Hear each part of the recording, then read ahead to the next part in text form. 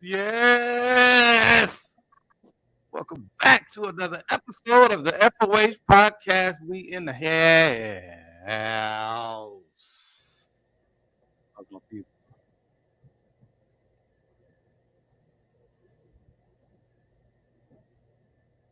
Yo, What yeah. up? Oh, I'm What's happening? What's going on, folks? Oh, Man. shit.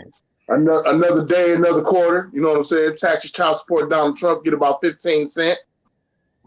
Other than that, brother got no complaints. Ooh-wee. Ooh-wee. Getting ready to head into 2021, y'all. How y'all feel about that? I know, right? Polishing the turd to try to get a gold nugget. Man, it ain't gonna happen. Can't polish. Yeah, we still going into 2021 with your president. Ain't mine. By the way, who said he keeps saying he's going to refuse to leave office? Yeah, keep going back and forth. But, you know, we expect that from such a man. Sway Lee's hard drive is on its way back to him after we've had our fun with that shit. Okay. From that So that shit was a hoax. I did that shit was a hoax. So I can put my mask back in the Halloween box. I don't know if it was a hoax or not. If it was, then they didn't complete it because it was supposed to be a punchline where they get something out of us or some shit. That didn't happen. So I don't know. I think maybe they're going to capture his ass in the background. You know. Chat sounding off. Hollywood in the building. Hey, How you doing, Miss Hollywood? Yes. Meek Mill, you know, he got in the spirit and upgraded from $20 for the children to share to 35 families. In Philadelphia, he blessed, you know, that had trouble with the criminal justice system. You know what I'm saying? Gave some video game consoles, clothes, toys. He did his thing. He got in the spirit. His heart grew. Whoop. It's a wonderful thing. Bah humbug. That's what he was like when them kids. Whoa. But there you go. The man does charity. Probably does it often. But, you know, all we see is him giving kids $20 to share. Whatever. You know. That's good to hear, though. 35 families during this time, you know, been messed up by the justice system. You know, 50 Cent thinks Lil Wayne and Drake, it's time for that versus. You know, they should be up next. I guess after the Bay Area had that historic display that we saw the other night. We were supposed to Nobody gonna beat that one, bro. It's gonna be hard to beat that, bro. It's gonna be very hard. Nobody gonna beat that one, bro. I don't think anybody will even come close because theirs wasn't a battle. It was just two brothers sharing a bond in front of the whole world. Exactly. Exactly. But that's so nobody gonna beat that, bro. Right. Ain't nobody gonna top that. You know. But like I said, we were supposed to talk about that Monday. Damn. Ran out of time, y'all. So you know, sometimes you gotta switch it up. We ain't gonna let you down. You know. It's time to talk about that versus. And rhyme and reason. We'll save throwing motherfuckers out for something later.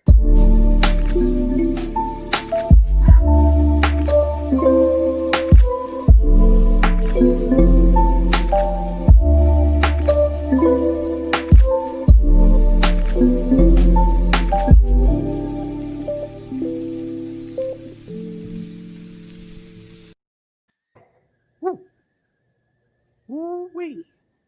First off, you know, sometimes that happens, y'all, but we get back to it. And we back on it. You know, they set the bar so high, though. Didn't you see the? Who didn't see it? Did everybody on the panel see the verses? Hey. Yeah. That shit was banging. E-40 getting his groove on. Yeah, that shit was banging, bro.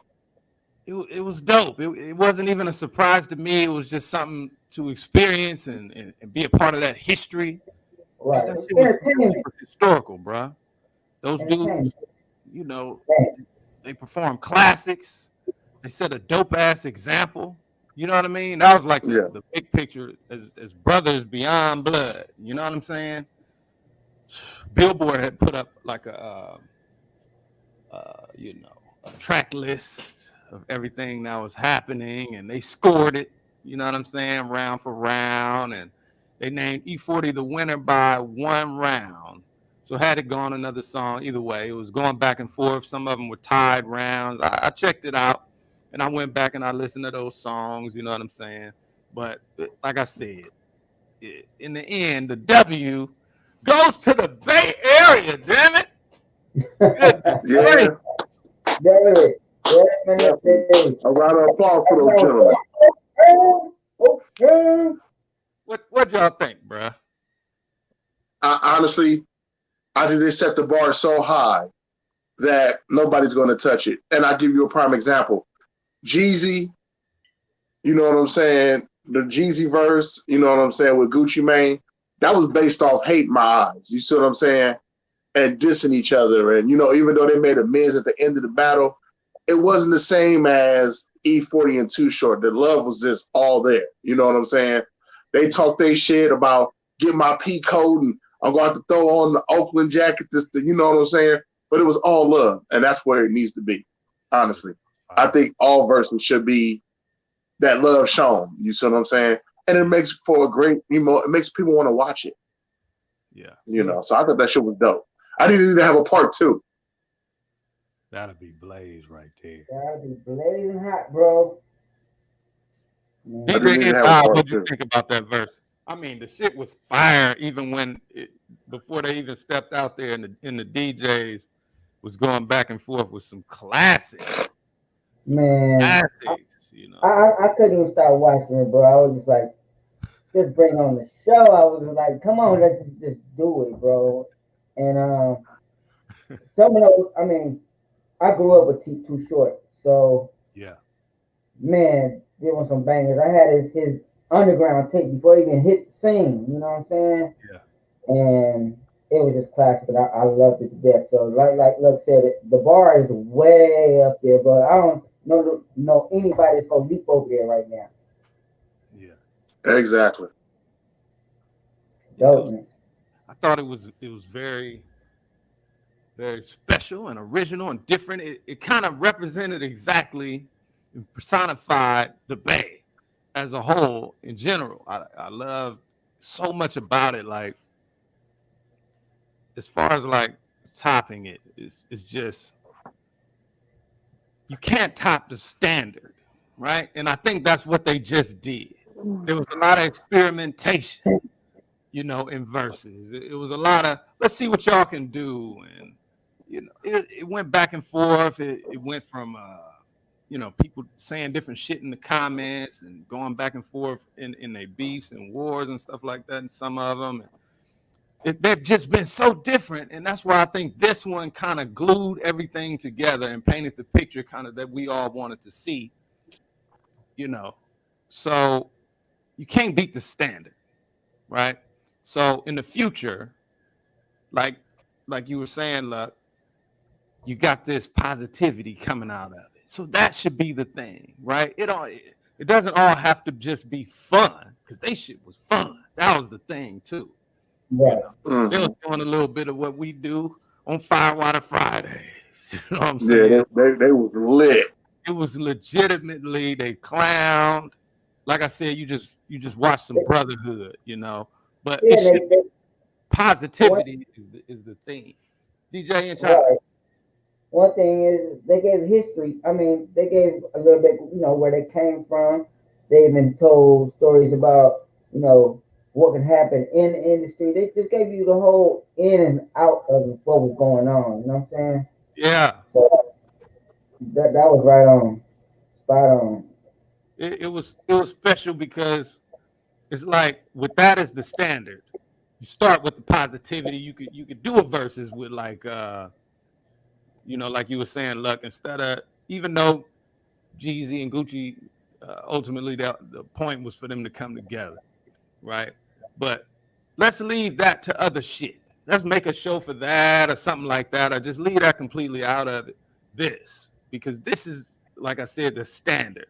So if you were to put like Common with Black Thought, you know what I'm saying, as a versus, it's still positive. That one would be more serious, but it's still positive. It's still about brotherhood. It would still be about bonding and dope music and unity.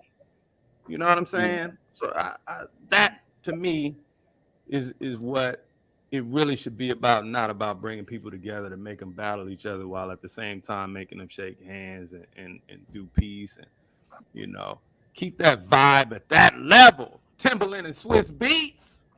That's what we want to see. Chat sounding off. Yeah. Bring that one on. Baby D in the house. No doubt. Hey guys. What's up, baby D? She said it was a dance competition at one point. It was. E-40 was getting it in, though. E-40 was getting that shit in. Motorbike he was doing. That was legitimate. Hey, how you? He was like, all right, bro. Sit that bottle down, man. Sit that bottle down. Live like that, bro. That was vicious. And then, of course, just hearing E-40 speak continuously for that long in itself, you know, added 1,000 words to the ghetto dictionary. You know what I'm saying?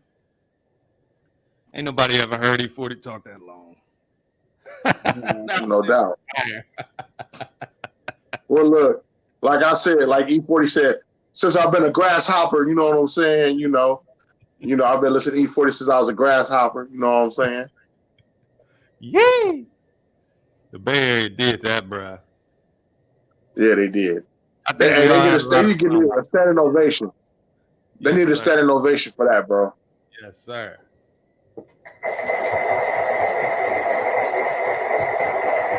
Get them brothers name. You know what I'm saying? And then it's time. We got that one into the pocket. A trippy timeline.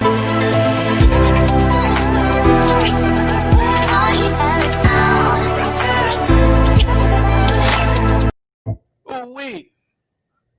Ooh. It's so much to get into. I really don't know where to start. I just picked something randomly. We need a wheel. Roll that shit. That would be a good idea. Spin the wheel. Maybe that's what I do. We get us a wheel we can spin for Firewater Fridays and all kinds of shit. Put all kinds of shit up on there. Yeah. Y'all remind me about that one. The baby is retiring already.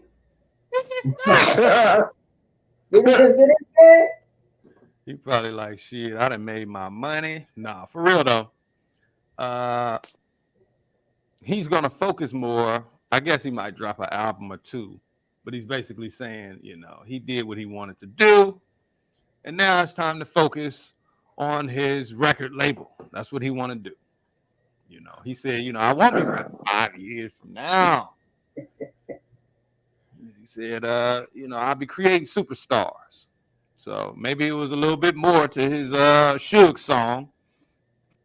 You know, he has aspirations of taking his label to the top, maybe even becoming that level. You know, you don't want to jinx him. There's a little pressure, you know, behind putting certain names on things and putting on shoes that ain't your shoes. But you know, ain't no telling, man. The baby, you know, he made it. You know, that's for sure. He did well with his career. You know, I don't know. His label, I can't really speak to it. I think one of the artists got a song out, but he says he has 5 artists signed to his label. I hope those artists that he has, because that's the important part, is not necessarily you having your shit together, is them having their shit together. Right? Yeah. Because if they don't have the same drive in them that he has in himself, right? It doesn't quite work out that way. I got a couple clips that kind of explain before we get into that. Let me play a couple clips so you guys can understand where I'm coming from when I say it's not necessarily you and your money and your success and your think tank. You know what I'm saying? Your position to do things. Just check this out real quick. I kind of felt the need to kind of take care of them, Right. you know, but it got to the point where I was spending so much money, like almost $1 million trying to like create this company out of my own money. Right. And they didn't want it for themselves. You know, like I was getting these big magazine cover shoots, so like cover looks and magazines and taking them on tour around the world twice, getting these hotels and these big tour buses and spending all this money on custom uniforms and video shoots and just to like not give. Not like, even be grateful, and then see you in a bigger place, but then like see you as a bad guy. Well, not necessarily the bad guy. They just were really lazy. Right. Not even like a thing where they were like envious or jelly. They were just really lazy. You know what I'm saying? It was like, why am I sitting here trying so hard to make you guys? That's why but that's the thing. Like I never wanted money from my friends either. I just really wanted them to be great. I never. Whoa. Ooh. Ooh. My God. There you go. People with millions of dollars do try and help their friends. This often is the case. Brother, I've seen you do it 1,000,000 times. I've seen you try to help people. I see you put them in the studio. I see you produce their albums and make their videos, and they still wanted you to do all the work. You see what I'm saying? They didn't really want to put no effort in. You know, I seen them coming to the studio and say, oh, that song is tired. We need to make another song. Well, you didn't even promote the last song. Right. You know what I'm saying? So I understand. I've been through that shit myself, trying to produce people and put people out, and they're not hungry. They want you to do all the work. Basically, you want me to produce your album, put you on tour, and pay you, and you do nothing. Come on, bro. That's why I said it ain't meant for everybody to be famous. Ain't meant for everybody, you know what I'm saying, to be that star. You know, it takes a strong hustle, you know what I'm saying, and a grind to be that. You know, but I've seen you do it. I've done it. I've seen Itch do it. You see what I'm saying? People just not hungry, and people just want you to hand them shit when they should be out there trying to earn it. There you go. I got another clip, just in case that wasn't enough. It's the same old song. 1,000 stories that go the same way. And so, you know, this is just peeping shit. This from the OG. It was all about you and your homies. That's what it was about with me and my homies. Making sure everybody eat, making sure everybody's involved. But as you grow, you lose certain homies because it's called closing the gap. This is the gap when we start. This is the gap as you grow. Notice how you grow and they don't. So how do you close the gap? You got to come back down. When you come back down, you lose. So you got to keep going up. I remember that. Remember that? Mm-hmm. I do. And Snoop brought out a lot of people. He did. He brought out a lot of people, but they didn't have no lasting power. I think the East Sider made 2 albums? You know, Doggy's Angels.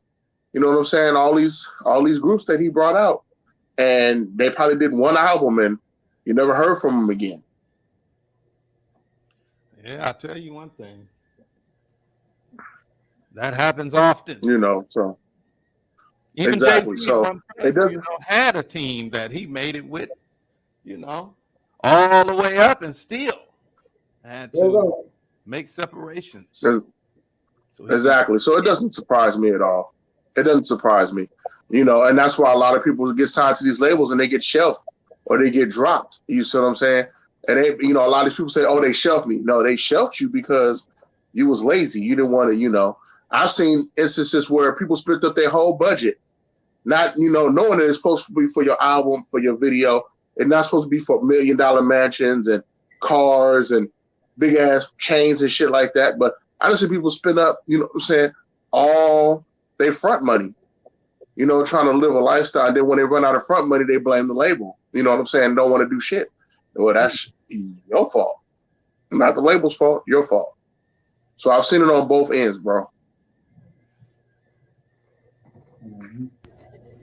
Happens too often. That's why I say, you know, I wish that man a great deal of success in his ventures as a CEO and a record label owner. No doubt. You know, good people. That's what it's gonna take. People who ain't scared of shit.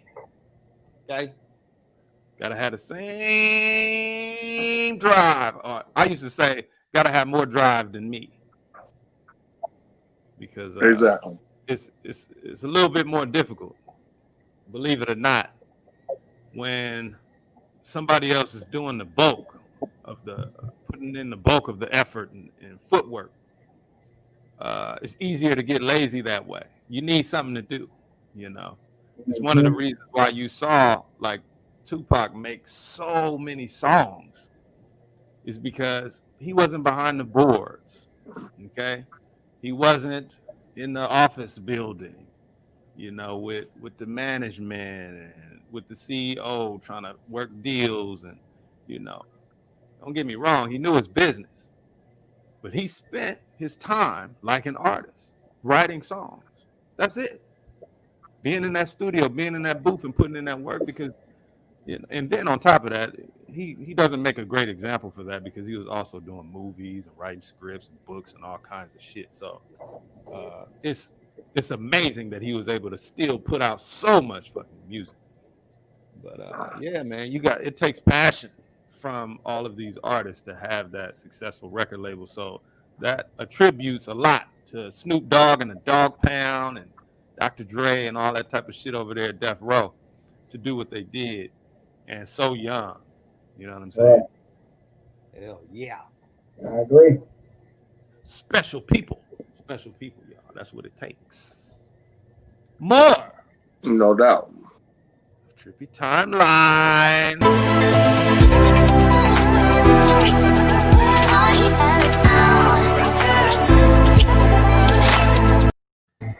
Still a lot of shit going on. 2020, damn near over. But something happened every month, every week of every month, every day and every week and every month. And that's why I'm kind of drumming through a lot of this shit. I really want you to see it. So let me pull up some of this stuff real quick. Let's see. There's an album. You know what I'm saying? Pump Pamp Pamp. I don't know if you can see that. Is that what I think it is? That is a Prodigy tribute album produced by Havoc, featuring Raekwon, Busta Rhymes. It was a lot of names on there. Some amazing talents. You know, if you don't know the history of Mobb Deep, it's still dope to go back. You know what I'm saying? Honestly. And fuck with some of those first albums. This album is called, it's already out, so you can go and check that shit out. It's called In the Name of Prodigy. You know what I'm saying? My favorite album from Mobb Deep, probably Hell on Earth. I think Hell on Earth, you know, it was grimy, gritty, and heavily fucking produced well. And Havoc doesn't get nearly the credit that he should in the music industry for a lot of the production that he's done, not just on Mobb Deep shit, but that one, that Hell on Earth, I think that's some of his best work, in my opinion. So I imagine this shit is gonna be crazy, y'all. What you think, Big Love? Well, I think Murder Music was my favorite album by these dudes. That's my second. Yeah, Murder Music was my favorite album by these dudes. That's the one with Quiet Storm, right? Yes. Yeah, Lil Keon. Yeah. And speaking on that, I can't wait till you get on that next subject, because I want to talk about it, dude. Yeah. But I think that album is going to be dope. I'm gonna check the album out, and I'm gonna give you my feedback on it. You know what I'm saying? Once I listen to it. No doubt. Icy is in the building, saying what's up. So Icy, What's up, Bill, Your bro? favorite guest is here. That's what she say. Hey, Icy. that's right. I have to ask, bro. I have to ask this. Icy, how old are you? Ooh, asking a Ooh, woman. you're not supposed to ask a woman's age, bro. Where's your chivalry? Where's your chivalry at? Hold on, bro. How do you know? Is the call being respectful, brother? Come on, man. How do you know Really? How do you know I understand. No, I understand where you're going, bro. But you're not supposed to ask a woman that age. You know what I'm saying? Female, bro. How do you know it's a female? Female or not? But you said it's a female. Okay, fine. I'm gonna give you that one. You're right. We don't know. We don't know. Now, So I apologize for saying that because you're right. We don't know. I'm gonna go ahead because one of our guests out there said we need to have an age limit put on our podcast. This is the reason I'm asking. A what? Age limit. Well, see, this is the problem that I have. Where's the parent supervision if that's the case? That's pretty much. You know, I have a problem with that. I do. I have a serious problem with that shit. You know, people want to blame other people. This podcast does not play on kids' apps. They do not. I'm just throwing it out there. No doubt, and you get props for that. But just like I said, it goes to all the parent supervision. You know what I'm saying? You know, why would you let your child, especially with some of the shit we talk about? Oh, there you go. I'm a male. There you go. So there you go. There you go. We apologize about that. You know what I'm saying? But still at the end, bro. People watch our show, people like our show, people enjoy the show. You know what I'm saying? I'm not gonna ask no questions like that when it comes to it. I get that part, but look, we're here to entertain, brother. We're here to give the news. We're here to give the truth, and we're here to talk shit. I'm about to talk shit to you right now. I need you to take that bullshit out. I need you to take that bullshit off your. I need you to take that bullshit off your background right now. I need you to take that bullshit off your.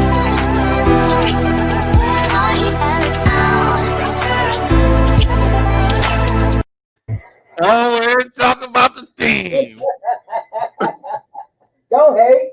Oh, professional. When it comes to that team, professional. I noticed that is exactly what that poster is. Coming to America, Part 2.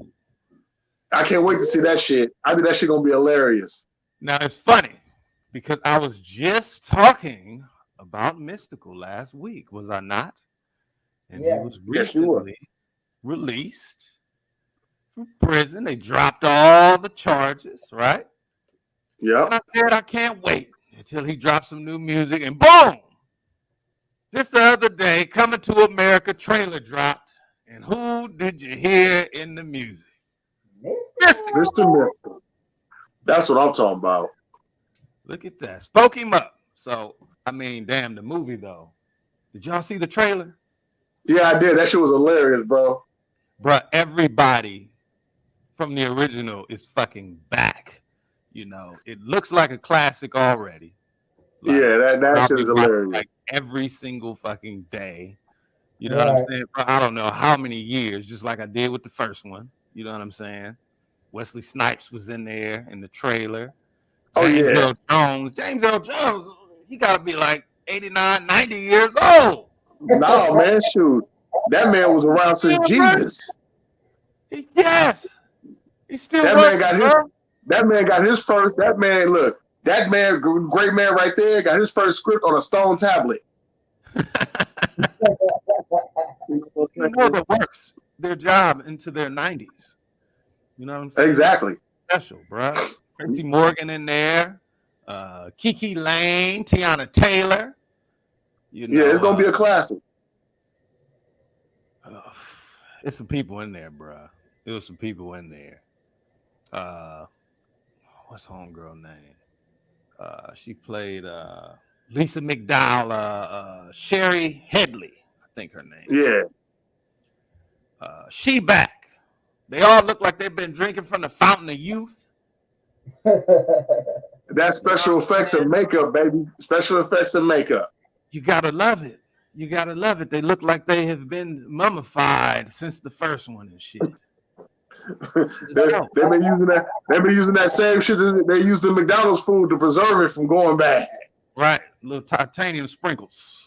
little Terminator T2 liquid and shit. Yeah, they there. Little T2 juice. You guys, everybody no excited doubt. to see it, bro. I can't wait to see that shit. Yeah, no doubt. Amazing, bro. That's gonna be amazing. But wow, bro. Oh, before we get away, let me take this down. I had to hurry up and get to that. Oh man, Wesley is back. Wesley Snipes was doing his damn thing in there. But let me say, rest in peace to Prodigy. We were talking about that album. oh, there's something else too, bro. What's up? A legend that passed away from Yeah. Houdini. Ecstasy. Yeah, dude, that was my dude, man. That dude, man. Yeah. You know, Freaks come out at night and all that shit, man. Rest in peace to that brother, Ecstasy, man. Yeah, man. The man died at 56 years old. Young man. Right there. That shit brought back a lot of memories right there. Man. You know how many times I had that Escape album? Bro, you know That how many tape? times You know what I'm saying? 5 minutes of funk. Freaks come out at night. You know how many times my tape popped and I had to tape it back together? Oh, yeah, no doubt. You cut that tape and you get a little piece of, you know what I'm saying? Get a little piece of tape and cover. First of all, Miss Hollywood, I'm going to need you to stop saying that word right there. I'm going to have to give you a vaccine for that word right there. That word is terrible. I can't even pronounce it. We might get muted for even pronouncing that word. We're gonna get gratitude. Let me finish with y'all, right? So like I was saying, that album is produced by Havoc. So man, shout out to him. That's a special thing, man, that he produced that album. No doubt. It's gonna have that same vibe and sound that you always got from Mobb Deep because you got the same producer behind the work. That's always a special thing. You know, Method Man had made a statement. You know, because he's involved in the project, and he had made a statement about a possible Wu-Tang album. You know what I'm saying? But unfortunately, he's saying that he basically gave them 2 songs. He sent off 2 songs, and he has not heard back from them in months since he sent the song. So, you know, hey, you got to wait on RZA. You got to wait on RZA for that. Well, you know, RZA sold some of his some of his masters, Wu-Tang masters, Mm-hmm. you know, for an undisclosed amount. You know, I think it's just the most popular thing right now that everybody, I don't know if they're hard up for money or whatever the case may be, but they're all selling their masters, you know. And this company that he sold it to, he gave them the power to oversee certain Wu-Tang songs, you know, for play and stuff like that. So, I mean, you know, it is what it is. If I had the time, I would do it real quick. But I think if you do the numbers and you imagine the average royalty per month from such catalogs, and you imagine the average spin on something 15, 20 years old, the albums aren't really spinning. It's really just some singles here and there. That's the reason why people release greatest hits albums. I mean, it's easy to put the numbers together and see. Imagine what they make a year in royalties. Also, you have splits. You got a lot of splits going on. And then you get a small percentage of the royalty. And you know what I'm saying? Yeah. It's probably not a whole lot for the next 20 years compared to just going ahead and selling off whatever the percentage is and getting probably what you would have got in 50 or 60 years, which is good to pass down. But I don't know how those record contracts might work. You might not be able to pass down. I don't know. I'll look into it and bring it to the next show. But it might, no doubt. It might just serve as they would have made more over 70 years. And it's like, well, fuck it. I'll take it. I'll take 60% of that. I'll sell it off for 40% of what it's worth and get that now. Then I don't know. Exactly. No, you're right. What you think? Okay. Well, we're gonna get into the subject that Big Luck wanted to get into. We're jumping around a little bit here. I know it's our tradition to throw somebody out, but we ain't did it yet. Goodness gracious, y'all be so quick to want to just hit the latch on somebody. Damn. Be nice sometimes. Yes. Throw a motherfucker out at the end. You know me, all smiles. I'm ready. So we got more tripping timeline.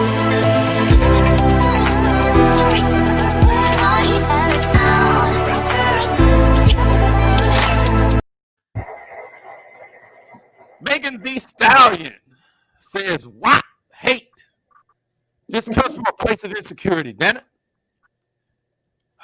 An avid viewer of ours is actually what I'm going to talk about, who sent a comment, and I could not deny it, and so I'm going to address it right now.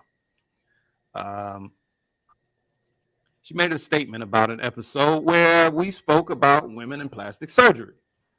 I happen to have been talking about who they call the Mexican Kardashian, who passed away while under procedures, right? So that's what the subject was about, in a sense. Whether these people do these things for money or success or marriage or insecurity brought on by social media standards, right? So in her statement, she asserted that women aren't the only ones having these issues or having plastic surgery. And I really thought about it. I didn't just think it over. I put myself, either way, I put a lot of thought into it, right? And I'm like, you know what? This is beyond just a fact. You know what I'm saying? I'd honestly say, I would go as far as saying that I use white media's term because it fit for this situation. They always use it in the wrong way. I'm going to use it in the right way here. I will say disproportionately. Men have more surgery than women. Woo! Shit! I did a little research on it. There's dudes out there that want muscle so bad that they're getting plastic put in their chest. They pumping oil in their arms to make their arms bigger. So there's, you know what I'm saying? They're going to get ab work done. Where they're basically putting plastic in their body to make it look like they got six packs. Now these dudes don't got no strength to them, but they just, like I said, they're pumping oils into their arms and legs and using plastic here and there, and you know what I'm saying? This shit is ridiculous, bro. Look, this shit is ridiculous. Now that shit is fucking crazy. Those are, you don't see that a lot, but we've seen it on the internet.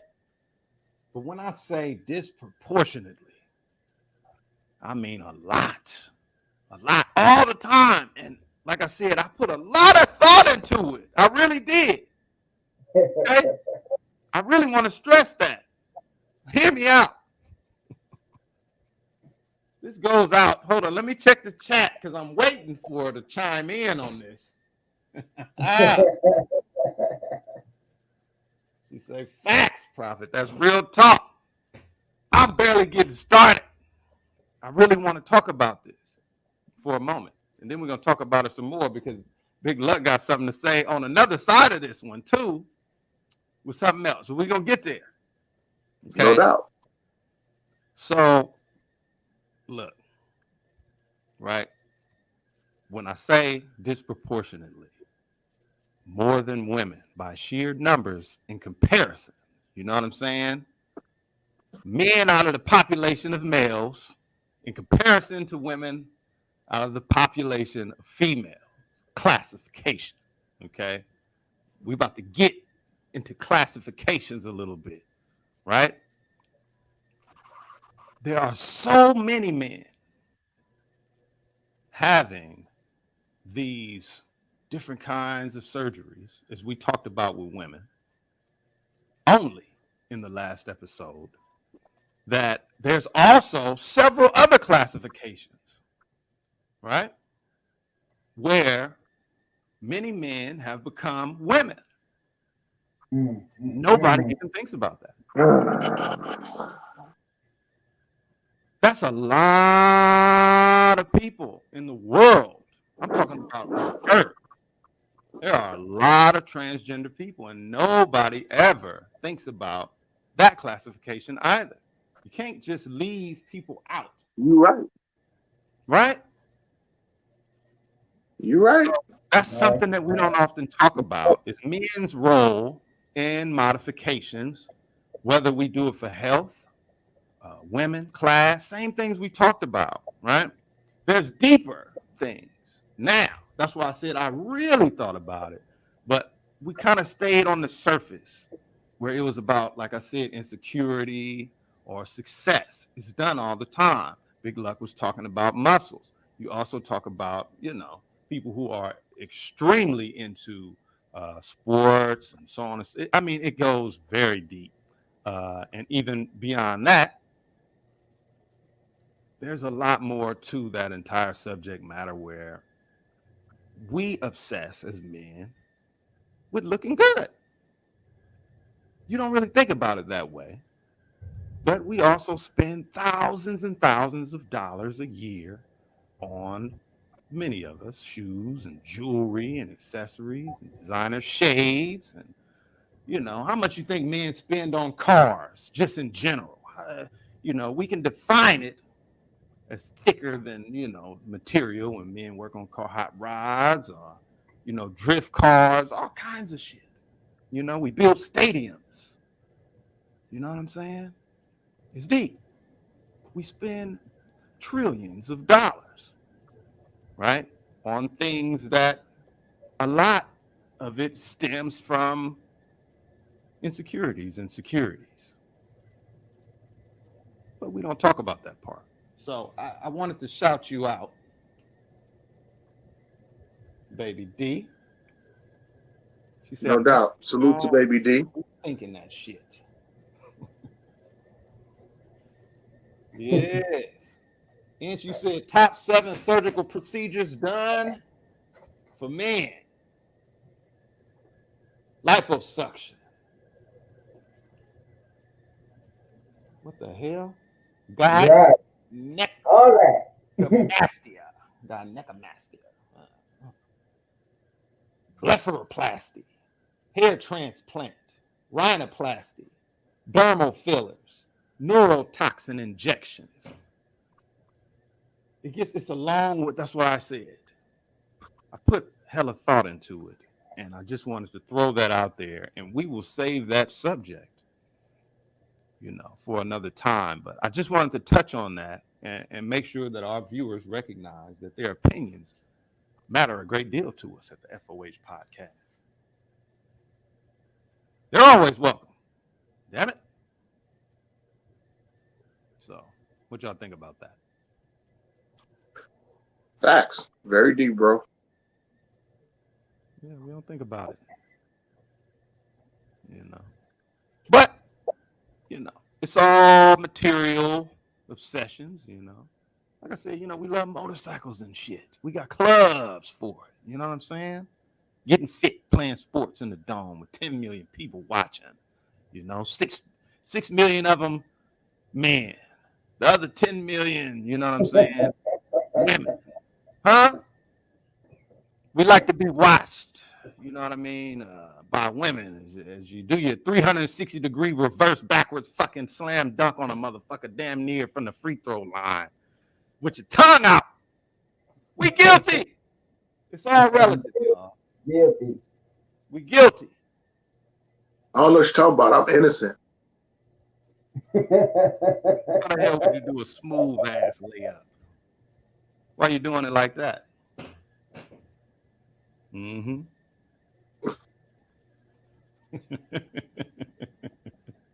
Real shit though. You know, I just wanted to throw that out there. But now it is time for flag on the play, y'all.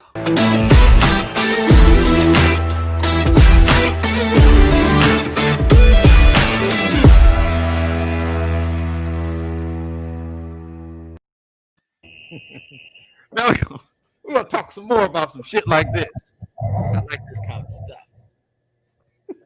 stuff. Make everybody get uncomfortable. Uh-oh. Let's do it. I'm ready. Blow that whistle one more time, DJ.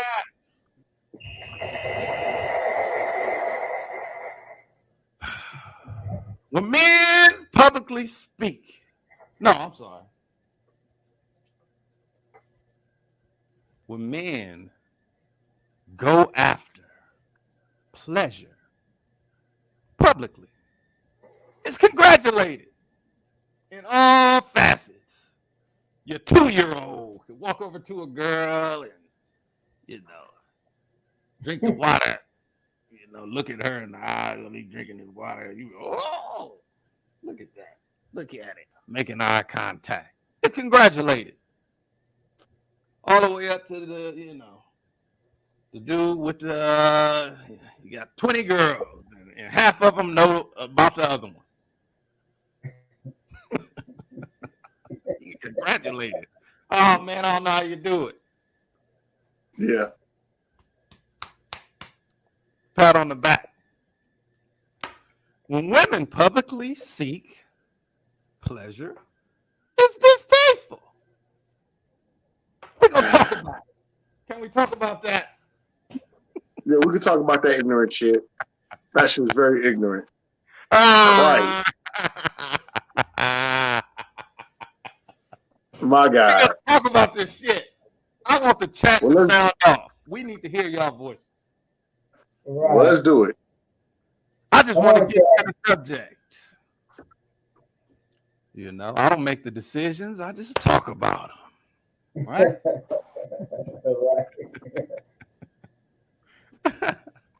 When women publicly seek pleasure, it's distasteful for some reason out there. I use the word publicly because if a woman goes hard, you know what I'm saying, for the pleasure when no one else is in the room, you won't find too many gentlemen in that position that are attracted to that woman saying, no, girl, ew, that's distasteful. What you doing? You coming on too hard. Yeah, that's how I feel. Yeah. Right? How dare y'all? It's shunned. Y'all should be ashamed of yourself. It's shunned when it's public, but your whole shit changed when it's behind closed doors and nobody else can see. Right? And then, oftentimes, not all the time, that person is in a position to talk down on that woman. You know what I'm saying? It's a trip. You know, we're talking a little bit just about human behavior. Okay? That's all. Let me check the chat. Baby D said, let's go. Yeah, I'm ready. Let's do it. Hollywood says, Summer Walker told y'all girls need loving too. Yeah, love important. So let's continue. Why does this double standard exist, y'all? Panel as men, can you really tell yourself why? Think about you know what? I'm gonna just stop it right there. Can you tell yourselves why? Now hold that while I run down this Megan Thee Stallion and what she said, okay, is her perspective, because that's what leads me into this conversation, right? Because Snoop, he the one that started all of this shit. When he said that WAP is too much. He said, don't get me wrong, I respect women and them respecting their bodies. Snoop said a lot of very curious things because he's Snoop and he has a history that is public. But I want to get away from Snoop. Like I said, Snoop started this shit. So Megan says, for a long time, men felt like they owned sex. And now women are saying, hey, this is for me. I want pleasure. This is how I want it, and this is how I don't want it, or this is how I want to do it. She says, why would anybody be mad at her about her WAP? It belongs to her. That's what she said. Christ. Christ. I'm going to just go to DJ and Ty. Oh, man. Christ. I mean, my God. This whole shit is funny. Let's get into it. Fuck it. Hold up. We got to get to this. It's Wicked Wednesday, y'all.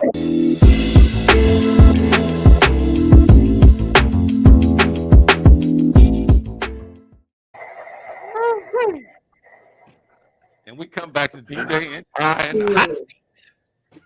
What?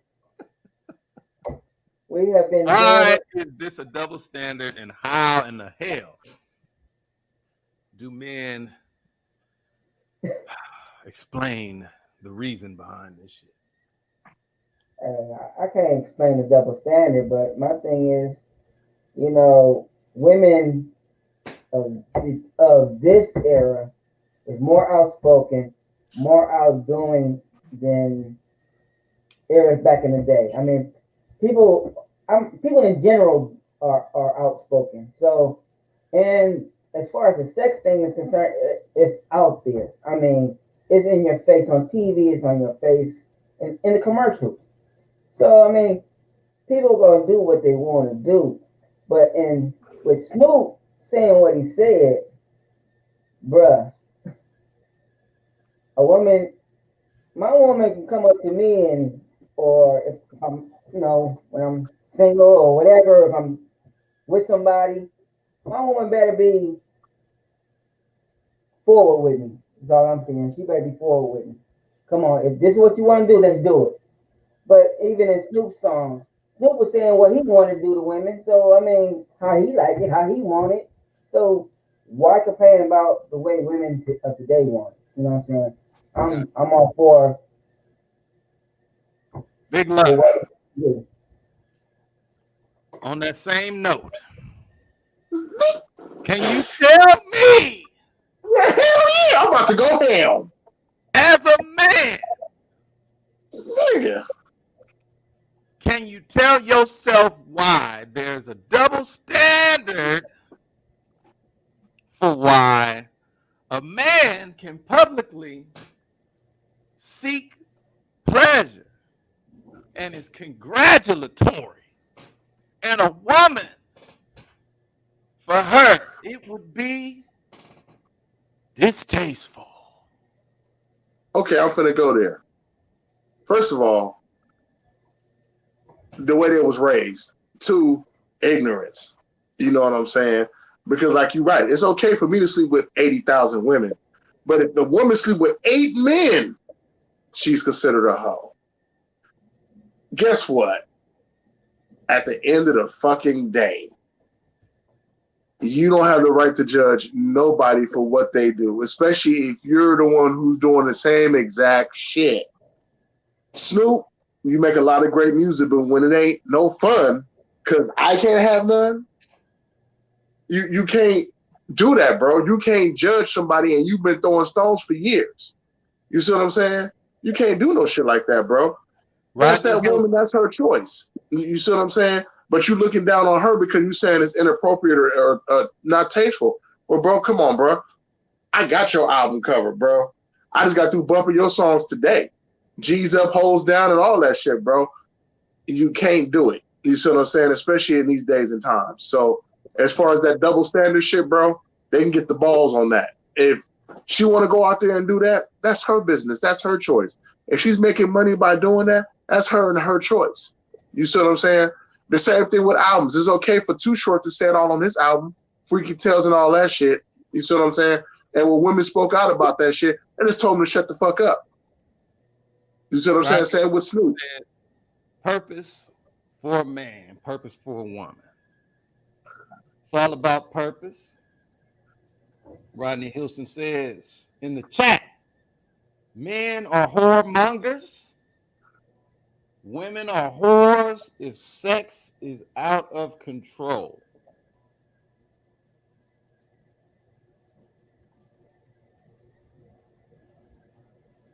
I like the way you put that. He's got a point. Yeah, to an extent. I don't believe everybody's like that. I don't. You know what I'm saying? I think it's just a lot of fools out there who don't see the big picture. I don't think he's saying everybody's like that, though. Right.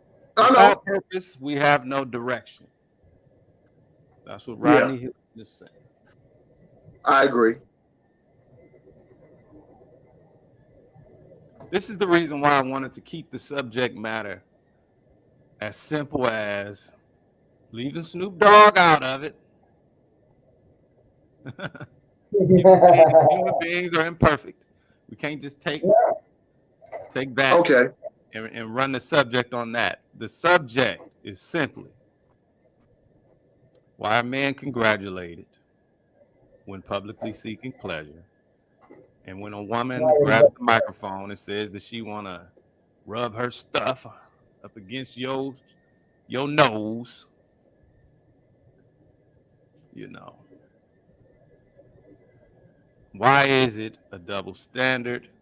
I do understand what Rodney Hilson is talking about as far as purpose and people being lost and purposeless, you know. But just generally, because the subject goes a lot deep. I don't want to get away from the root because there's a lot more to it. This double standard plays into women disproportionately not being paid the same for doing the same jobs and all that kind of shit. It runs deep.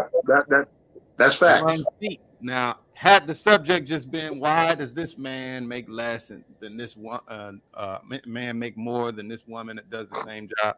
I mean, at that point, you're dealing with the specifics of, the human beings who are in power and who wrote the rules for that or who's breaking the rules and shit like that. It's too many anomalies, but absolutely. Purpose-wise, we wouldn't even have this conversation if people, if everyone started on the same plateau, then then it'd be an easier subject to deal with. But some people were raised, some people didn't have any parents. Some people were raised by strippers, prostitutes. Some strippers became doctors, while other strippers are still strippers. or moved into other things. You know, it's a lot to it. And so when you have the son and the daughter, and this is their example, it's not easy to put those kinds of things into perspective because everybody's situation is so unique. And that's why I just wanted to keep it simple and basic of why that double standard exists. Because when we talk about purpose, there's a lot of reasons for a lot of people to be off track or to have been on track and then been derailed. You know? Some people just can't keep taking shit, you know, in a great position. You ever get a real good job, the job that you really wanted, and then you just get the worst supervisor on earth. Throw off your whole shit. You know, some people become, they do all the schooling to become a doctor, 8 years. I remember there was a reality TV show. Either way, people became doctors on the reality TV show. And the very moment that they graduated and went into practice, they was like, what the hell was I thinking? I don't even like the sight of blood. So there's a lot of different reasons for that. But why is it that men, what the hell? Is it just the world that we were born into? And that goes into what Rodney Wilson is talking about as far as purpose. Maybe it isn't specific to our purpose in this time, but maybe thousands of years ago, those people lost their fucking purpose. And this is the system in which we have been living under. And it came with that package. Hey, P. Rodney said he wanted to get in on the video feed. I sent him the link. Wonderful. We're gonna bring Rodney in here if we can. Let me see. We got a few minutes left in the show. Chat sound off. We need to hear y'all voices. Maybe some of y'all don't think it is a double standard.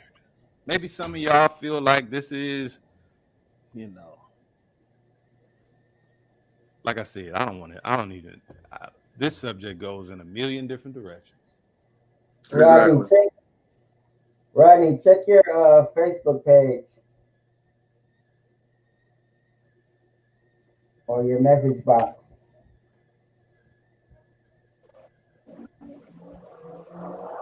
Here you go. Anybody want to get in? The link is in the chat. There we go.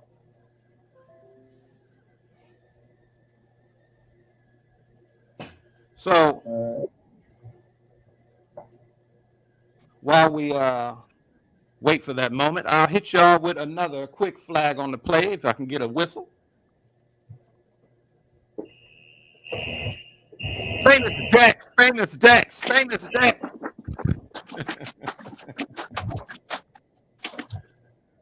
Somebody that gave this boy his phone while he in rehab. Sounds like a terrible idea to have a phone in rehab, but he says he's going to smack the fuck out of academics over his drugged out Instagram photo that academics posted. As far as I'm concerned, it's a long line for that event, starting at his basement door, which is probably the reason why they say he never goes anywhere. I don't think you should be giving academics that kind of energy, regardless. Exactly. You know. Good luck to you in rehab. Get off of the phone. No doubt. And we're gonna bring on Rodney. top of that, take a DMV number. Everybody want to slap academics. We have Rodney Hilton here. Who's gonna speak with us a little bit about the double standard and what did you mean by purpose? You don't want to put words in your mouth. Can you hear me? Oh, by the way, yeah, we can hear you loud and clear. Okay. Yeah. Okay. Purpose is something that we all are missing now. Can you hear? Am I okay? We can hear you. Turn down your volume so that we can so you don't get a feedback. Do I have a line? I might have a. Okay, that's what I'm trying to do now. Let's see. This ain't. Okay, I got two streams going, so I'm gonna close one. Right. Close Okay, that's it. okay. That's see, I'm 65 years old, and that has nothing to do with a lot. But also, I am a minister as well, and the main thing that has happened to, I'd say, man, is we have lost our purpose, and it's due to a lot of the factors that you mentioned. No daddy in the house, mothers raising the men, the family being decimated, especially in the black family. So what has happened is we're trying to find what our purpose is. And we're going about it the any way we can. But is that effective? Because now my purpose for being a man is different from your purpose. And you know, and pretty soon we get to a point where we don't have a purpose, and then we start taking on different roles. Like now I can be a woman now. You know, I want to take on a woman's tendency. Now, you know, I tell people who back in the day, I tell them that we had men back in the day who were, you know, they like soft things. They like, but it wasn't that they were gay. They just, you know, just wasn't in, you know, they like to paint, they like to do things and so forth. And the same thing with women. We had women that like to climb trees, throw rocks and get in a fight and all those things. And they wasn't considered lesbian. But what we've done is we've attached sex to that. And now when a man is like is feeling soft, it's gone from being just, you know, that's, he's still like women, but he just, you know, he's just basically soft, to being, now you're gay. So that's a role that we have basically equated to a man in that situation. The same thing with a woman.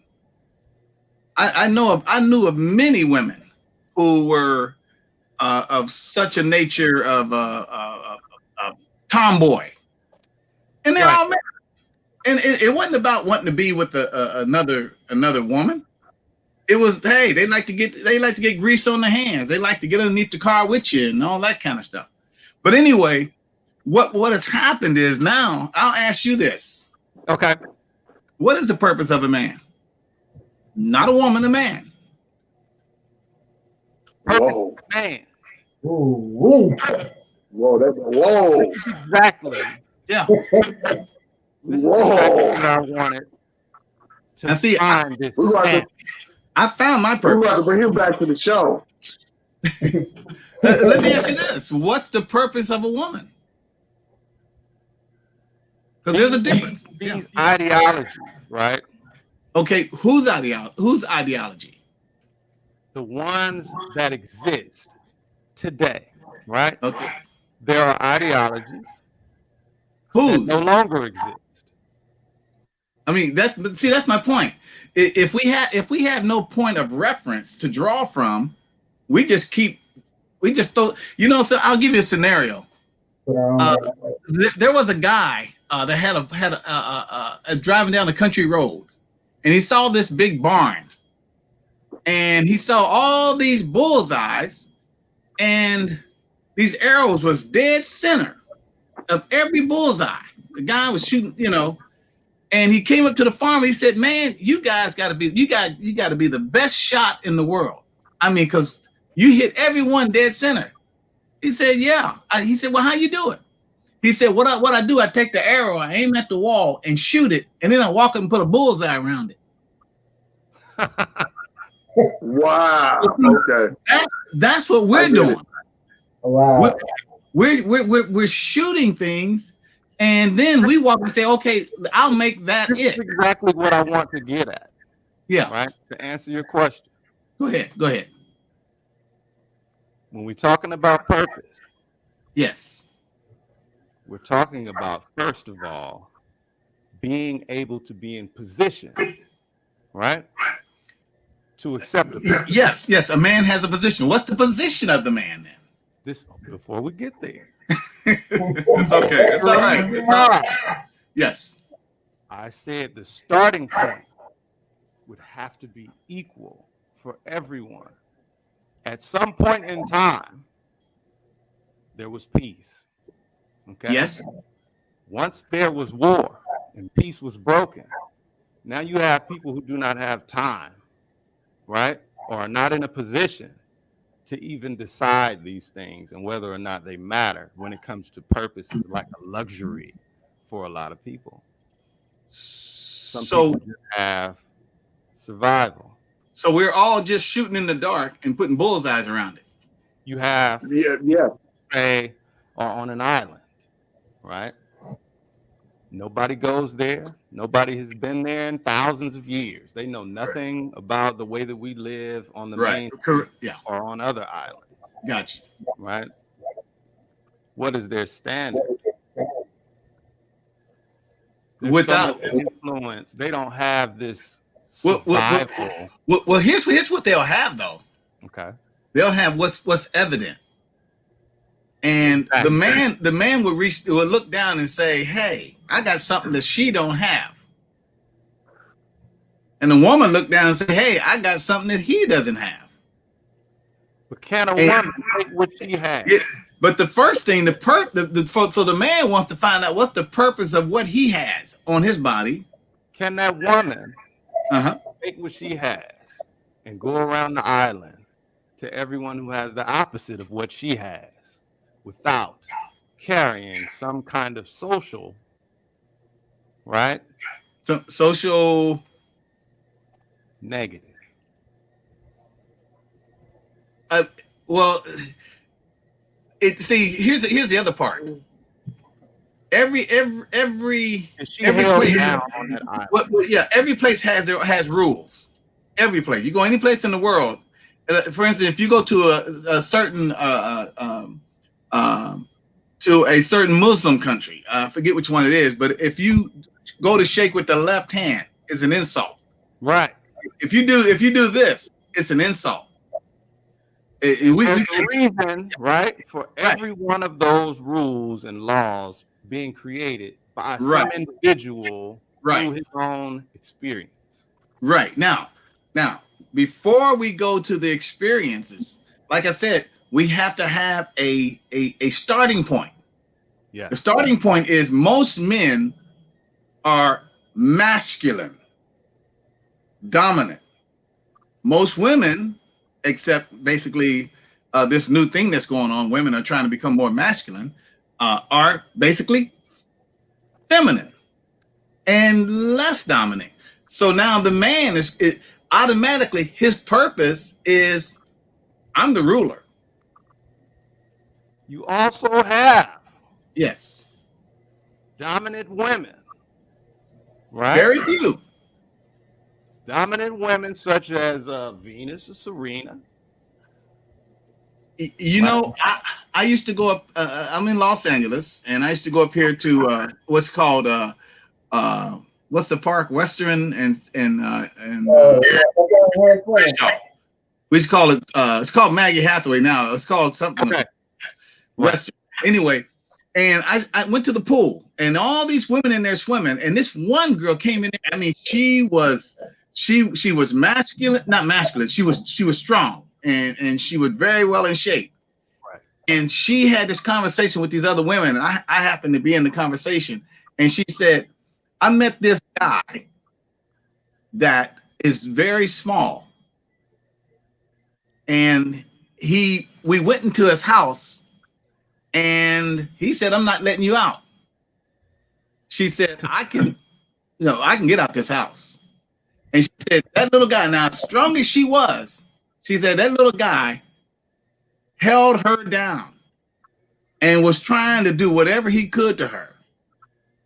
And I mean, this is just a small guy on a woman that has strength. Now, don't get me wrong. There are women out there with masculine. Like I said, there are tomboys. There's women that can whoop up a man. But in its all things being equal, you could not put a woman on. You could not put the best basketball woman on the NBA team. You can't put the best football woman on a football team, a men's football team. If you were to take all the women from South Central Los Angeles, all of them, Watts, Compton, and put them in a sports game such as football against Silicon Valley, the women, not the men, not the men, the women. Well, now see, they'll dominate, brother. I didn't see women. I didn't see women knock out brothers with overhand rights, and I know these brothers had hands. I didn't see it personally, where a woman knocked out a dude as big as me with an overhand right, cold, knocked him out so tough that when he woke up, he said, "Who's the dude that hit me?" Right. Now, let me ask you this: now back to our purpose.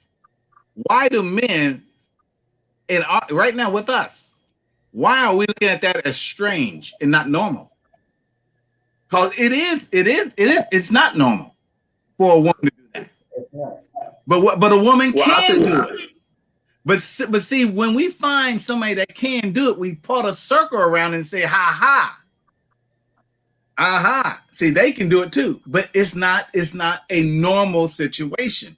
So what I'm trying to do is, what we've done is taken what a man is and said, oh, he can be a woman. What a woman is, oh, she can be a man. Why? Because of certain incidences that we take what's considered normal, what's considered abnormal, and start to call it normal. You're right. I understand. It's about how you was raised. It was about how you was raised in your house. You're right, because I've met some women who they didn't have brothers. Their father was in the figure, and they said, "Well, I'm gonna teach you to survive like a man would." And how can a woman? Now, if when I was in Africa, I noticed that the men, it blew me away. When we went over there, all of the men that was from America that was with our group, we talked like Philip Bailey. Reasons, our voice. But when I talked to the African guys that was 18, 19, they had grovel in their voice, and they had this and they had that, and it just amazed me that. Because you can right now, you can hear it in our voice. Our voice is a big luck. You got a grovel in your voice. Prophet, you as well, but it's not like the way they had it. And I asked this one guy. He was 25, and I said, "Are you going to get married?" He said, "No, I don't get married." I said, "Why not?" He said, "I don't have my house first." I said, "Oh, you got to get a house?" "Yeah, I got to get my house." I said, "Now, and then I get my wife and I bring her into my house." I said, what if you want your wife to work?" "No, she don't work. I take care of her, and she takes care of the family." I said, "What if it ain't enough money?" He said, "I'll get 2 jobs." I said, "What if that ain't enough?" "I'll get 3 jobs." But what that did for me, it showed me who we really are. And when I saw the women in Africa, I've never seen women that work like the way they work. And I said, "Oh, are you forced to do it?" They said, "No, this is what we do." I saw women walking with the baskets on their head, full of whatever, clothes or whatever, baby on their back, and they were taking care of everything. But my point is, in America, basically, we have lost who we are as men. Women have lost who they are as women. One last thing, and I said I'm a minister, right? Right. If you really want to go to the very first part of the purpose, it happened in the garden. When God told Adam, "You're the man. I'm putting you in charge of everything, and then I'll give you a woman who will help you." Satan came to the woman and said, "Has God truly said these things?" What she should have said was, "Yes, she told my husband." But she didn't. She said, "I will take it on myself to do this. And I will go against what God said." And then she turned right around and gave it to the man. The man should have said, "No, I listen to God because he made me the head." Flip the script. Guess what's done now today? Well, I am not surprised. Who wants to be the man? You say that the Bible makes the standard. Now watch this. As a city inspector, retired now. You know, I ain't gonna blow no smoke. Inspector, retired now. No, you ain't gonna be blowing no smoke. No. I used to now. Don't get me wrong. I used to. But the point I'm making is, when I would walk to a person's house and knock on that door, and the woman would answer that door, I would look for the man. Because if I would talk to that woman, that man sitting there, for me, I have disrespected that household and that man of that house. Now, and I would look for him to say, "Go ahead and talk to. You can talk to her. That's good."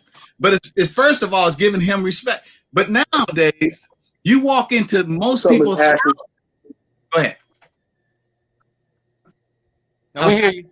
You walk into most houses. Who's in charge? It used to be the man. The man was in charge, the head, and he would give permission. But now, there's no role anymore. Matter of fact,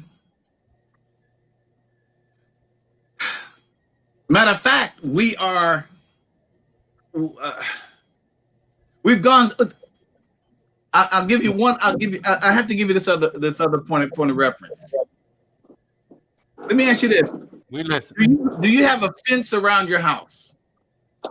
I do. Why? Keep out invaders. That's right. It's called a boundary. It's called a boundary. Right. Now, if DJ Inch High get up, come to your house and move your fence 6 inches into your property, we got problems. And then Big Luck come over and just take your fence down. Right. You got big problems. Well, see, what's happened is men were here, women were here. Now they've moved the boundaries. Now, let me ask you this. Where does the boundary stop? Right. And if you don't have usually no when a boundary stops, usually people take it there when they feel like it's a form of disrespect. Now they say you crossed that boundary line. Oh, you disrespected me now. That's usually when they say that the boundary line has been crossed. You know what I'm saying? Yes. But I feel like the boundaries should have been set in place in the beginning. Those boundaries and those rules should have been set in place in the beginning so people wouldn't know what to cross it comes to those boundaries. It was set in place. Remember, if we all four of us blacks in Africa right now, I'll guarantee you would move the boundary. Remember when the Barack Obama went there and said in Kenya, we're gonna introduce the homosexual agenda because over there they would kill a person that was homosexual. And Barack Obama said, we're gonna introduce you to we're gonna basically kind of force you with money to allow that gay agenda to happen over there. And they said, no, you won't. I just want to. They said, no, you won't. I know where the roots where the roots lie. Yeah. Point them out. But here's my point, Prophet. In America, there's no boundaries anymore. I think there are a lot of boundaries in America. Which one? Hey,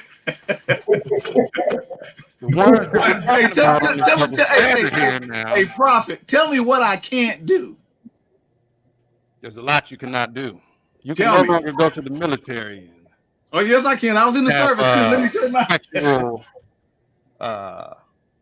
organ changes. But either way, we don't need to get into all of the details. Yeah. I just want to talk about the word masculinity. Okay. That was frequent. And dominance. Right? Dominance is really the part that's being left out. Right? You can be a man in the role of a man as is written. Yeah. And you can be a woman in the role of a woman as is written. What is the role of a woman? Why is it? Hold on. Sorry. Why is it, though, that these roles have to be up or down? Why does one have to be on top of the other? First, I'll give you the answer biblically. Biblically, the Bible says that since man did what he did, God said, I would make the woman to have desire to the man. That word meant not desire to be with the man, but the desire to be over the man. So from that time forward, that's been our curse. Woman has she's always wanting to be over the man. So this is a gender battle. Now, what about all the women that would like to be Barbie dolls? That's what they want a sugar daddy. Well, see, again, what's the role of marriage? See, we've lost that. The songs that we listened to coming up was basically, I want to marry you, take you home. Today is basically, let's have sex and then move on to the next one. And that's marriage. But marriage, what's the purpose for marriage? Well, it's American. There you go. and see, there's new standards created. The question about people who are doing their best to take their desires and use them to have more control.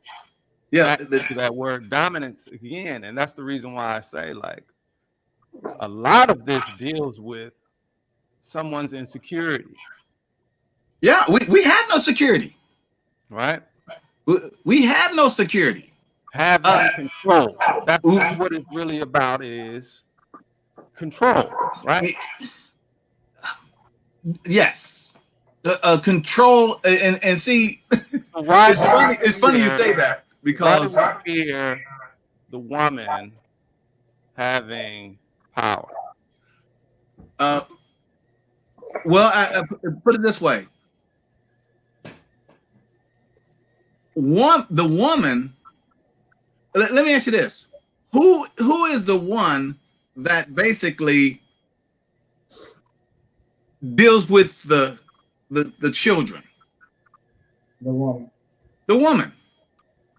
And those children, male and female, become men. So the woman has a lot of power in shaping those kids. Absolutely. Now, what has happened is basically there is no man involved in that anymore. So the boy that grows up sees the power in the woman, thinks that's where the power, that's where the power is. No, the power is in the man. The woman has power. The woman has. See, again, you go back to the Bible. It says that I think it's in Proverbs 1:8. It says the man is the one that takes the belt to the child. the woman is the one that teaches the child the Torah or the word. Teach them about God.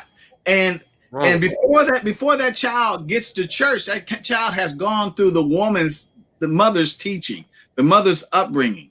This is exactly what I was talking about at the beginning of the conversation.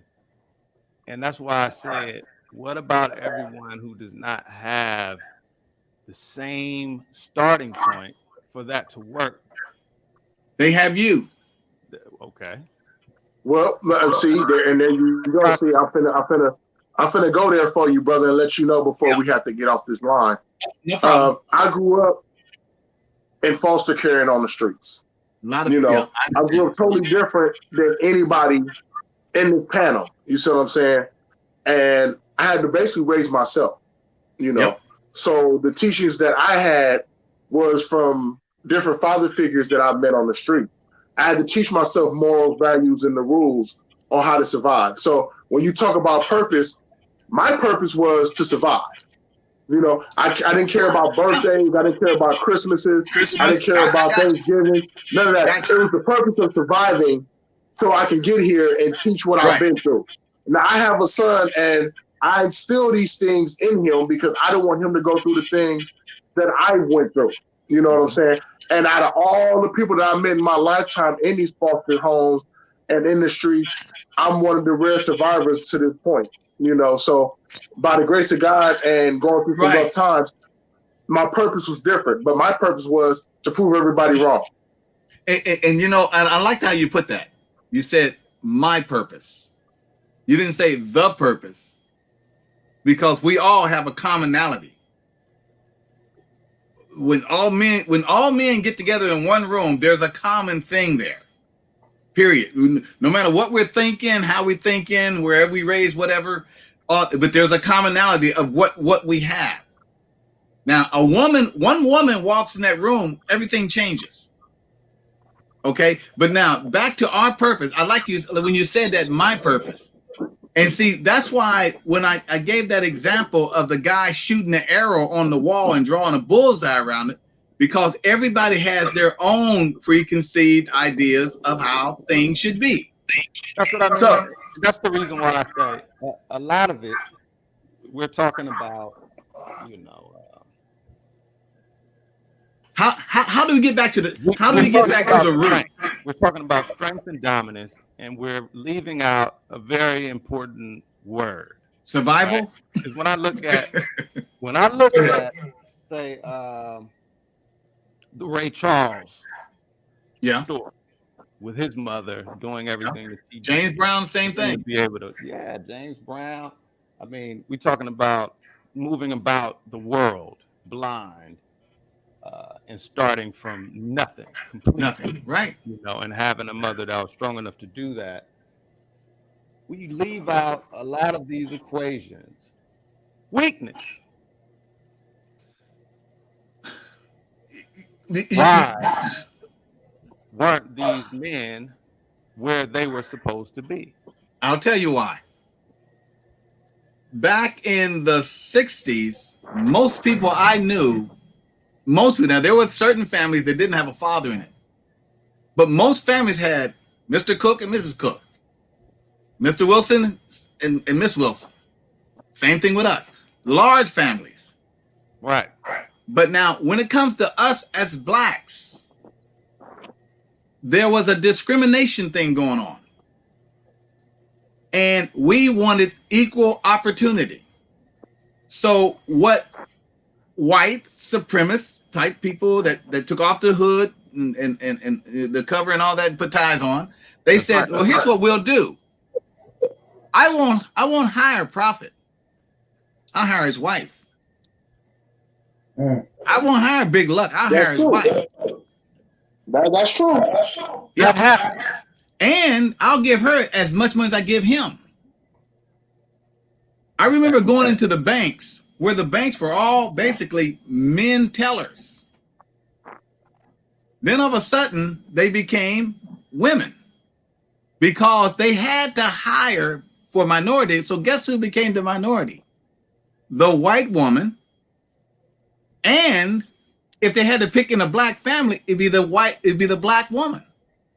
You go to most any place now, and what do you see working? You see basically black women. Now, what that did was that brought a challenge within the house, and then welfare. You can't have that man in that house if you want that check. Mm-hmm. So there was a lot of conditions that were designed to break down the black family. You're putting the black man out of the equation. That's what they did. But you're still forgetting. What we have, the woman does not have to do what she has done. She didn't have to do it. She did not. She can do just like a man. She can. But how? But they need that income. That is the strength of a woman. To do what?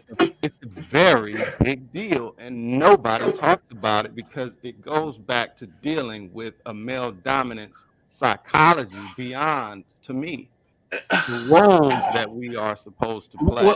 Well. See, here's the thing. Here's the thing, Prophet. Okay. You set the boundary that man is the head, and you see somebody trying to move that boundary. Let's say the woman. Is it that you're afraid, or is it that you're standing on what it is? A lot of men are afraid of that role. See, I hear a lot of men say. I hear a lot of men say, "Well, whatever my wife wants, she's the head." I don't say that. I tell my wife, "No, I'm the head." I tell the women at my church, they understand that same principle. We don't even joke about it because it's no longer even a joke. Mm-hmm. Because what some people consider a joke is really what they really mean to be true. Right. And they'll use that. But now, guess what? Now it is true. You walk into some people's house, you don't know who's the masculine person in there. Well, it's funny that you mentioned that because I've met some women. I've met some women that tell me that if a man is weak and they run over him, they don't want that. So they take advantage of that man to run that man off because that man is weak and they don't want a weak man in their house. You see what I'm saying? So in some cases, you're right. And women will tell you, like, if you weak, I don't want to deal with you. Yeah. And then you got some women who want a weak man so they can control their lives. But the majority of the women I know, they don't want a weak man. They want somebody who can take charge in some of the cases. Take the lead. Give your opinion. But again, how do we fix this situation? I'm sorry to say, there's only one fix. And that means you got to start over. Well, but it ain't gonna happen. I like what happened. That would never happen. Hey, you're right. That would never happen. I have seen the imbalance. I don't think it will work out the way that people think that it would by taking the woman from the position that she has made it to. What position is that? Hey, P, we got a lot of people in it. We got a lot of people in the chat, bro. There's a lot of comments in the chat. Oh, yeah, I can put those comments up there. Oh, yeah. I can't see them myself. I read some up. I want to say. What? See. You take yesterday. You want to give Donald Trump 4 more years. No. See, he's a man. Donald Trump has done so much damage to our country. A lot of men are like Donald Trump, or worse. A lot. And that's the reason why. You're giving Donald Trump too much credit. Leave your president alone. Leave your president alone. It's okay to grab him by there, whatever. Leave him alone, Leave that man alone. Let that man do that. American ideology. Yeah. See, again, a woman was never to be a punching bag. A woman wasn't. Well, the purpose of a woman was not to dominate. That's what I was looking for. It wasn't the purpose for a woman was not to dominate. The woman had a purpose to help the man. Now I'll give you this one. Watch this one. Whose responsibility in the marriage to take care of the house? The woman. Who's the responsibility to take care of the children? To me, it's like that question where they ask, what jobs are purposeless? What jobs are what? Without purpose. Right. Now, is there any job that's less important than another job? Is a rocket scientist any less than the grocery store bag person? That's well and true. But, not the other way around. But I don't want you to miss this point. Okay, I'm listening. In a marriage, they will say, you do 50% and I do 50%. In a marriage, the true marriage, the man is supposed to do 100%, period. If the diapers need to be changed, that's the man's responsibility. If the dishes are to be washed, that's the man's responsibility. If the kids are to be spanked, it's the man's responsibility. The man has, God is holding man 100% accountable to everything. Now, the man in his leadership role, he gives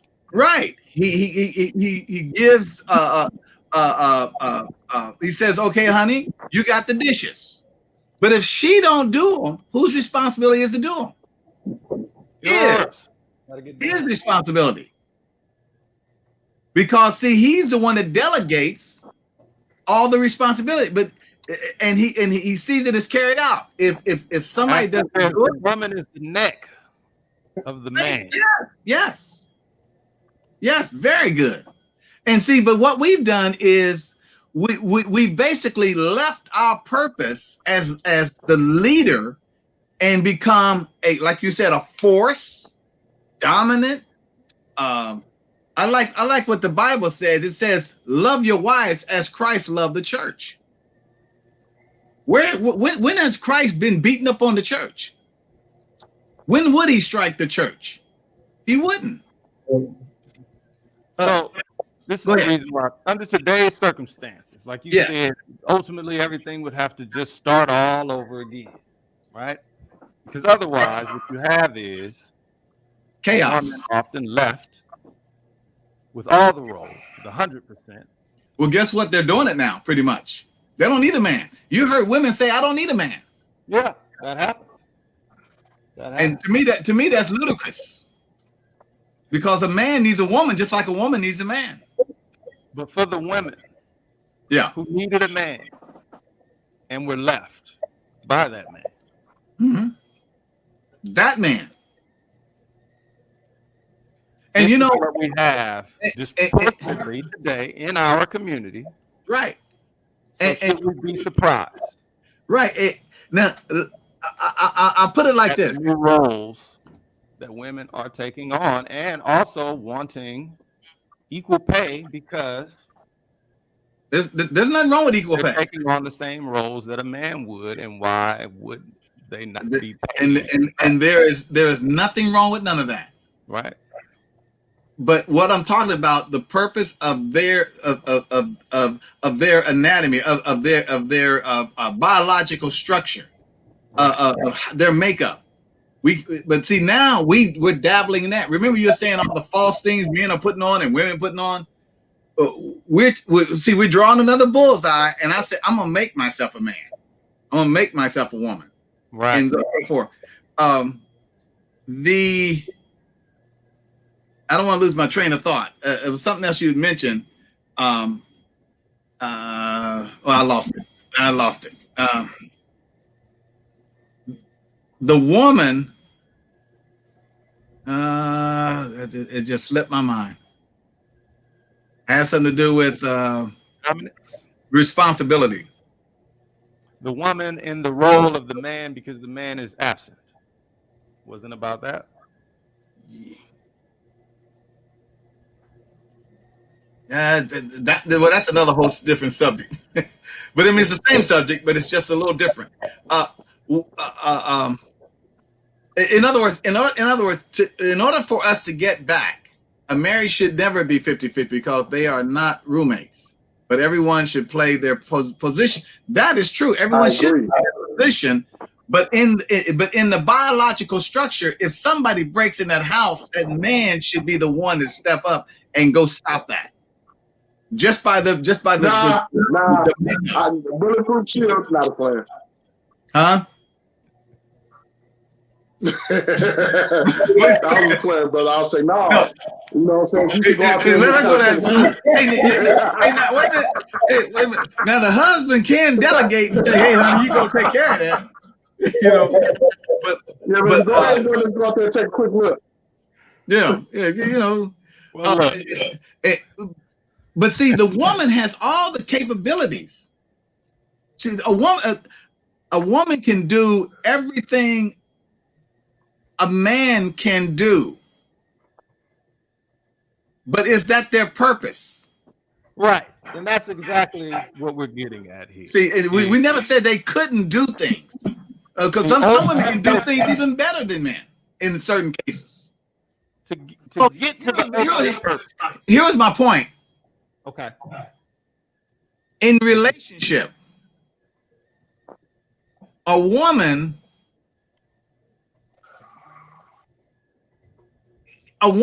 can never really figure out the man.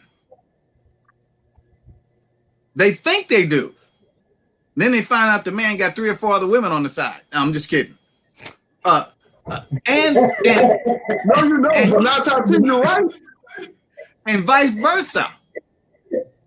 A man, you know, I saw this caption, and it had a box with one knob on it, and that's generally a man. You click him on, click him off. A woman has like so many knobs and big, large knobs, small knobs, slide bars, and everything. You know, like the boards you guys deal with, and you got to get it just right because you mess it up.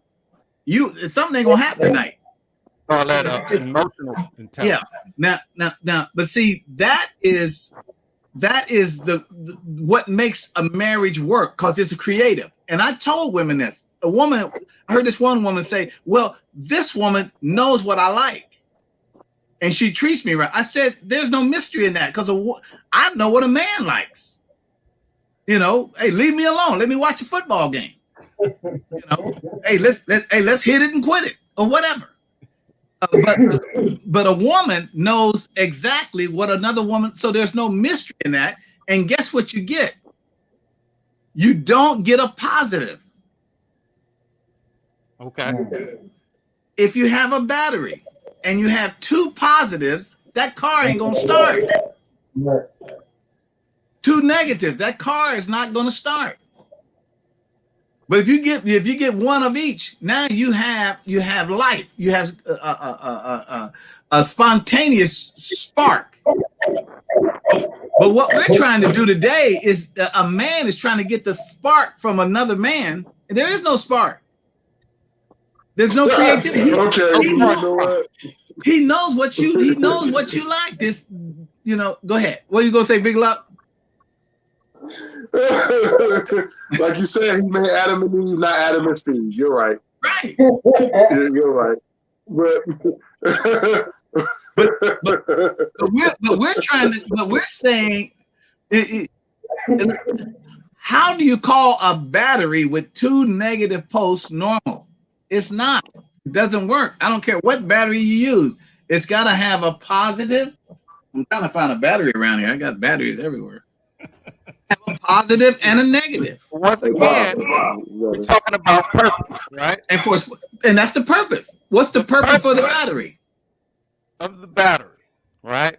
Right. It's going to be a little different than the purpose of the human being. It's going to be different. That's the reason why. Now watch this. Now watch this, Prophet. Prophet, watch this. You have a nude man and a nude woman. Right. What's the first thing come to your mind when you look at both of them? Heart. Heart?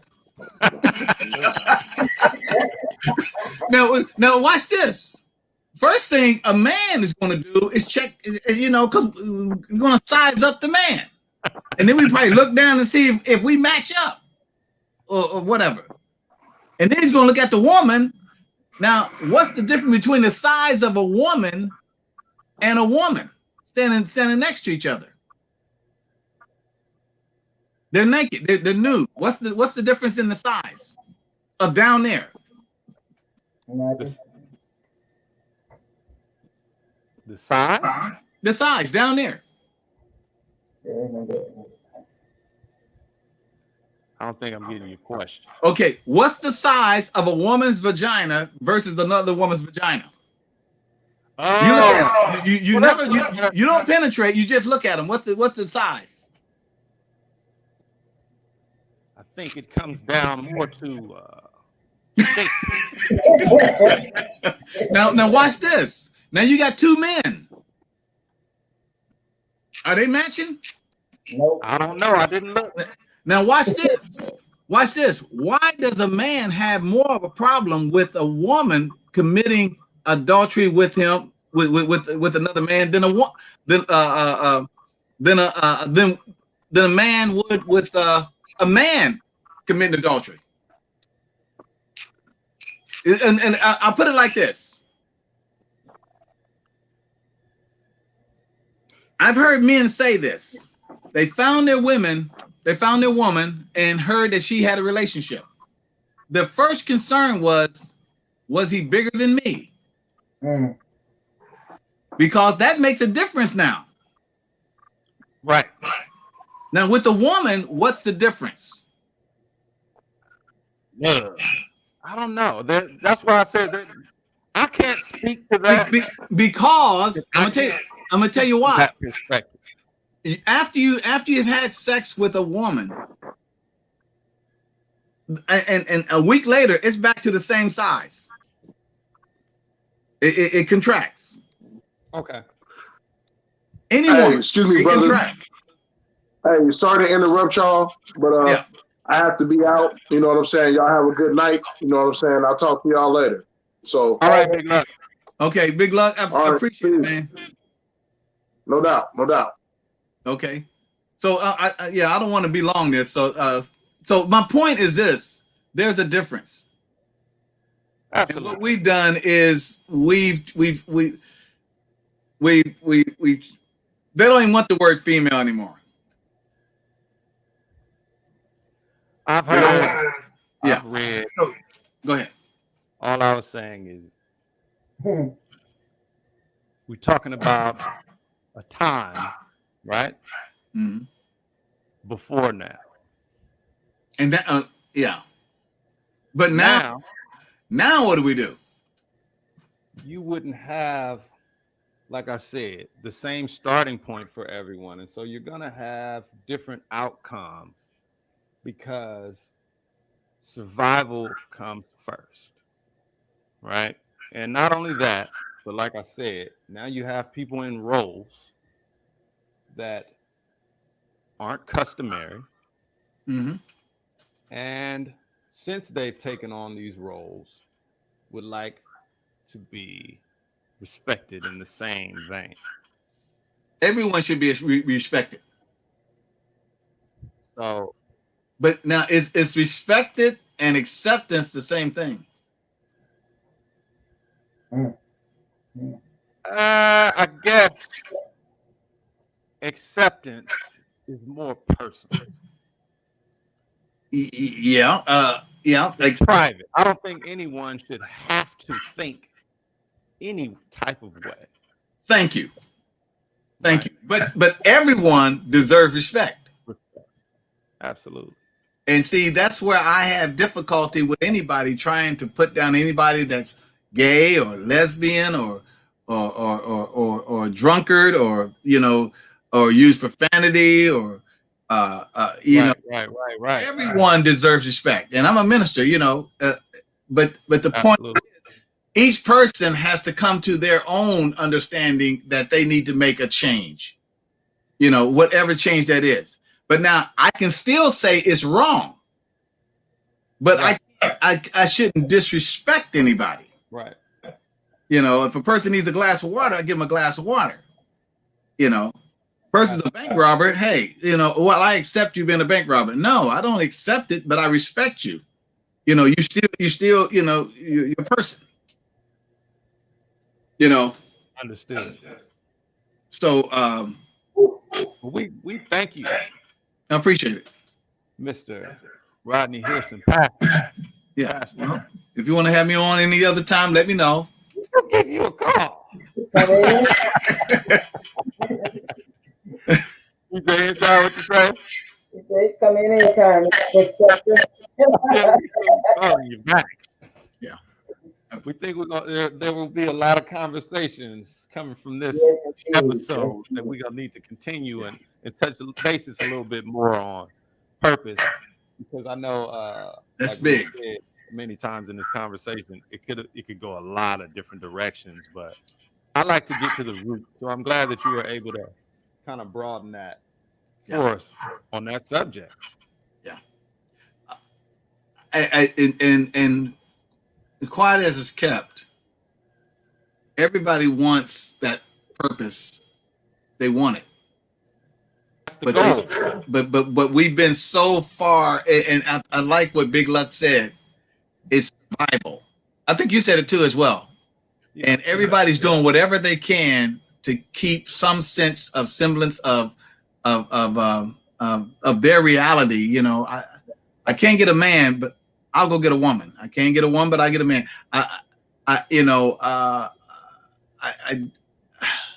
I'll do whatever I can do. And I don't like to constantly go to the gay and lesbian conversation, because there's all types of crazy challenges we all have in our life. Absolutely. You know, I mean, you're married. You know, when I got married, I didn't know what marriage was, and that's a whole different subject as well. But I had to learn what it is, and I just modeled after my mother and father, but that wasn't right, because they didn't know. You know, my father was an alcoholic. He come home and hit you and hit my mother and chase all the kids upstairs to bed. But wow. But that's not the role of a dad. Right. Go on, you know, but again, that was a time when racism was whatever, and we thought he was crazy, but we found out all of us now are older than he is. He died at 52. And but we realized, oh, that's why he acted the way he acted. You know, that's why he suffered. You know, he was at work being called the N-word. Boy, that's the big deal, right? Is like, yeah, you have to get to a certain point before your purpose is kind of revealed. You got to be in position to go for it, or to understand it. Have gone through certain experiences, like Job. Yep. Who was not also just, you know, had his purpose, but purpose in everybody else's lives to learn from those stories. And he understood, and he understood. It's sad that we have. I'll just come straight out. Took him a minute to get there. We have a creator, and we have a book that says in the beginning, God made man and woman and gave the purpose. But since we messed that up, now we're out here on our own trying to figure it all out. And the only way to get back to that is that way.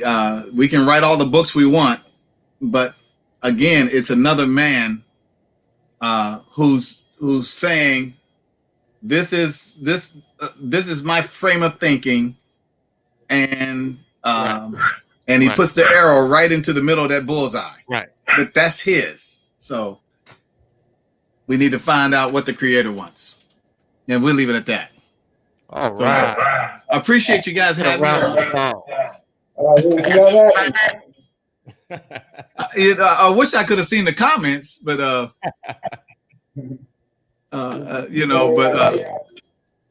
I did put it on the screen, so when you go back and watch the episode, you can see those comments. The last comment, actually, yeah, you saw the last comment. China doll. You saw without the neck, the head can't move. Yeah, we went through pretty much most of the comments, but there will be more. Okay. Yes, indeed. So everybody stay tuned. We are always here Monday, Wednesday, and Friday at 9 p.m. Pacific Standard Time. Send me all of your angry mail so that we can have a conversation about it. We don't have to get upset. We can learn. That's right. Right? That's what it's all about. One another. That's why we have conversations. That's what a podcast is good for. And on this one, as you can see, you can come on the show. You invite everybody. You invite the pastor back, and we can all have a conversation. Let's talk. Appreciate that. Right? That's perfect. That's what you told me. Here's perfect. All right. Well, God bless you guys, and I really enjoyed it. And I enjoy you guys' spirit as well. You too. All right. Bring me back. All right. God bless. On that note, y'all, I couldn't just throw out the answer. But y'all know it's time to go. And so, you know what it is.